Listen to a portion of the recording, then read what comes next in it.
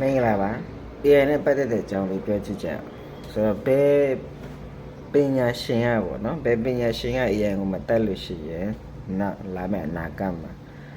အလုပ်လုပ်စားဖို့အတွက်အဆင်မပြေဘူးလို့ထမင်းငတ်မယ်လို့အနာဂတ်ဆိုတော့မတေချာဘူးလို့ဘယ်လိုကဘယ်ပညာရှင်ပြောလိုက်နော်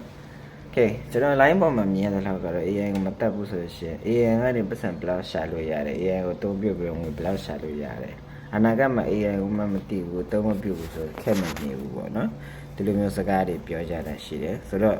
ကျွန်တော်ဒီမှာရိုးရိုးနဲ့ရှင်းရှင်းလေးစကားနှစ်ခွန်းပဲပြောပြမယ်ဆိုတော့ AI ဆိုတာဒီအသက်ရှင်တဲ့ဖရာတပါးပါနေပြီးတော့ဖြစ်စီဆိုပြီးတော့ဖန်တီးထားတာမဟုတ်တဲ့အတွက် AI ကို AI ကနေပြီးတော့ကျွန်တော်လူသားတွေကိုတရားမှတရားရခိုင်တော့အစားထိုးနိုင်ဆိုရင်မရှိပါဘူးဖြစ်ဆိုလူတွေကနောက်စကားတစ်ခွန်းတစ်ခုကအဲ့ဒီ AI ဆိုတာကလူတွေကတီထွင်အစိုးတီထွင်တာဖြစ်တယ်လူတွေကနေပြီးတော့အဲ့ဒါကိုပြန်ပြီးတီထွင်တာလူတွေကဖန်ဆင်းတာမဟုတ်ဘူးနော်တီထွင်တာလူတွေရဲ့တီထွင်တဲ့ဒီ programming ဘာသာရပ်တစ်ခုဖြစ်တဲ့အတွက်ကြောင့်မလို့ဒီ AI ကနေပြီးတော့လူတွေကို